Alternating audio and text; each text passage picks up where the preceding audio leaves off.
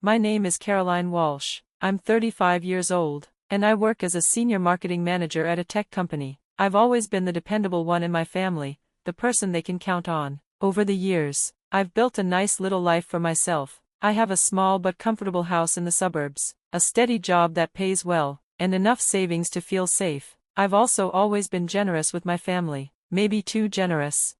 Tomorrow is a big day for me. I'm going to have surgery. It's not something dangerous, just a procedure to remove some harmless growths that have been hurting me, but I've been worried about it for weeks. You see, I don't react well to anesthesia. The last time I had surgery, I was sick for days. I felt dizzy, nauseous, and confused. The doctors say it's just how my body reacts, and all they can do is watch me closely afterward.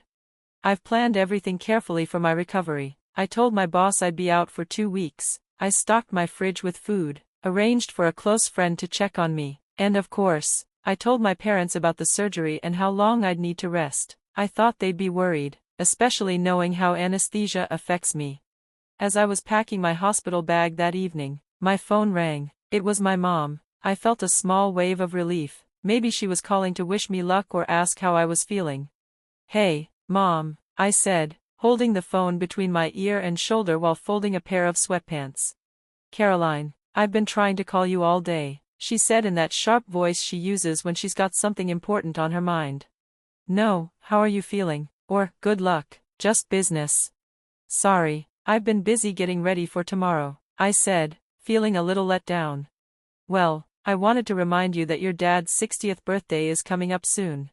I sighed silently. "I know, Mom, I always remember Dad's birthday.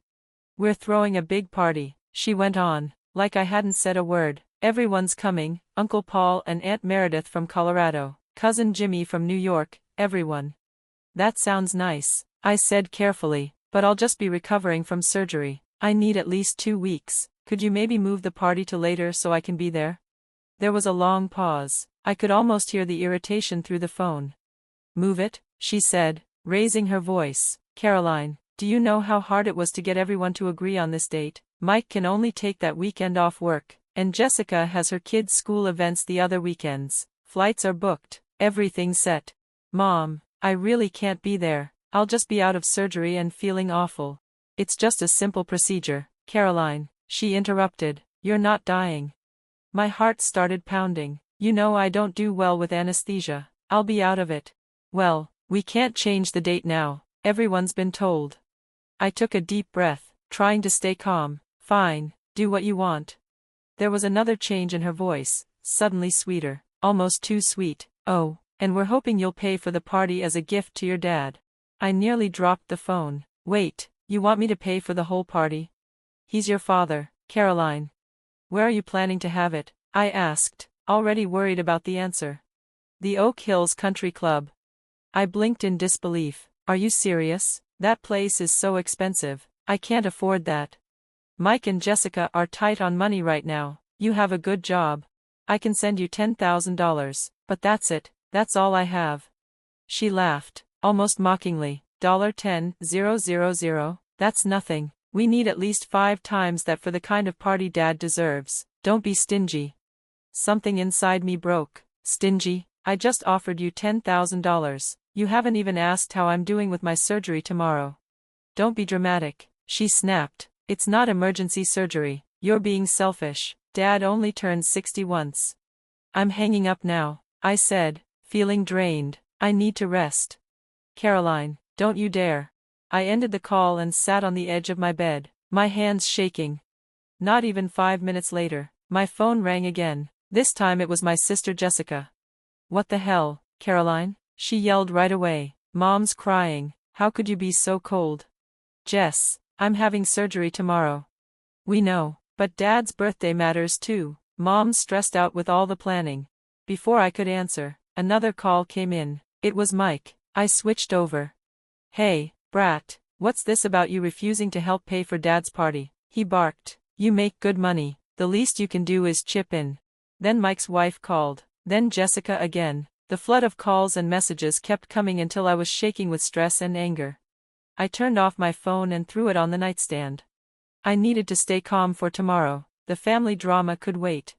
That night, I barely slept. My mind kept racing about the surgery and the sudden storm with my family. When I finally drifted off, I had no idea this was just the start of my problems. The next morning, a nurse wheeled me into the operating room. I was still tense from the fight, but as the anesthesia took over, everything faded away. The next few days were a blur. I only remember brief moments, nurses checking my pulse, changing 4 bags, helping me to the bathroom. Mostly, I slept, floating in and out of dreams, like a small boat lost in fog. On the 4th day after surgery, I finally felt well enough to turn on my phone. That was a mistake. The screen lit up with dozens of missed calls and angry messages from my family, but what made my heart stop were the alerts from my bank app, one after another. No, no, no, I whispered, my hands trembling as I scrolled. $12,450, Oak Hills Country Club reservation. $4,800, 5 nights at Oak Hills Hotel and Spa. $3,200, catering. $5,600, huge TV from ElectroArt. $2,200, fancy dress rentals. $3,800, tuxedo rentals. $4,500, premium bar package. $2,800, DJ and entertainment.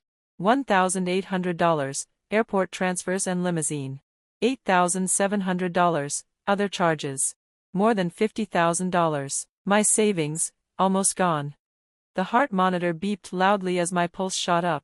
A nurse rushed in. Ms. Walsh, what's wrong? She asked, checking my vitals. I couldn't speak. I held up my phone, my hands trembling as I showed the nurse the long list of charges on my screen. Someone took my money, I whispered, barely able to say the words. The nurse gently took the phone from me, her voice calm but serious. Caroline, you need to stay calm, your blood pressure is dangerously high. I closed my eyes for a moment, then it hit me, it had to be my mother. 3 years ago, when Dad lost his job, Mom had trouble paying the mortgage. I had given her access to my bank account to help out in an emergency. She made a few payments, and then things got better. I should have taken away that access once their money problems eased, but I forgot. I never thought she'd use my money again, without asking. I opened the family group chat on my phone and saw messages about Dad's birthday party coming up on Saturday, but today was only Wednesday. They hadn't even celebrated yet. They were planning to spend my stolen money on a party that hadn't happened. I looked up at the nurse. Has anyone come to see me? She shook her head. No family visitors, if that's what you're asking, but your office called several times to check on you. She pointed to a huge bouquet of flowers on the windowsill I hadn't even noticed. They sent those. My chest tightened. My family hadn't come to see me in the hospital, but they didn't hesitate to take my savings. With shaky fingers, I dialed Mom's number. Caroline, I'm really busy right now, can I call you back later? She said sharply. What have you done? I asked, trying to keep my voice steady but feeling cold anger rise inside me. You stole $50,000 from my account to pay for Dad's party. There was silence on the line. Then she sighed, like I was a child throwing a tantrum. This is your fault, Caroline. If you had just agreed to help, we wouldn't have had to do this ourselves. Cancel everything, now, I said firmly. No way, she snapped. Your father's party is happening. And if you hadn't been so selfish. If you don't cancel it, I will, I warned her. You wouldn't dare, she hissed. You'd turn the whole family against you. I took a deep breath. A real family doesn't steal from their daughter while she's lying in a hospital bed. I hung up and immediately opened my banking app. One by one, I canceled every reservation and payment I could. For things that had already been charged, like the TV and catering, I called the companies directly. I told them the charges were fraudulent and asked to stop everything immediately. I noticed all the confirmation emails had gone to my mother's address. Soon, she would be drowning in cancellation notices. About an hour later, my phone rang. It was Mom again. I picked up but held the phone away from my ear as she screamed, "What have you done? How could you ruin everything?" "How could I ruin things?" I said, my voice cold. "You stole $50,000 from me while I was unconscious in the hospital. You've embarrassed our whole family," she yelled. "The country club called me. The caterers called me. I'm still in the hospital, Mom. I'm still recovering." "I don't care," she shouted. And in that moment, something inside me broke. "You fix this, now. Or what?" I interrupted. You'll steal more from me? Good luck with that. I ended the call and began blocking every family member's number, one by one. Just then, a doctor walked into the room. Ms. Walsh, your blood pressure worries me, he said, looking at the monitor. He saw the phone in my hand and added, I think we should keep this for now. I handed it over without argument and briefly told him what happened. No family visits, I said firmly, no exceptions. He nodded seriously. I understand. I'll make sure the staff knows. After he left with my phone, I sank back into my pillows, tired but determined. For the first time, I was done putting my family first. It was time to put myself first.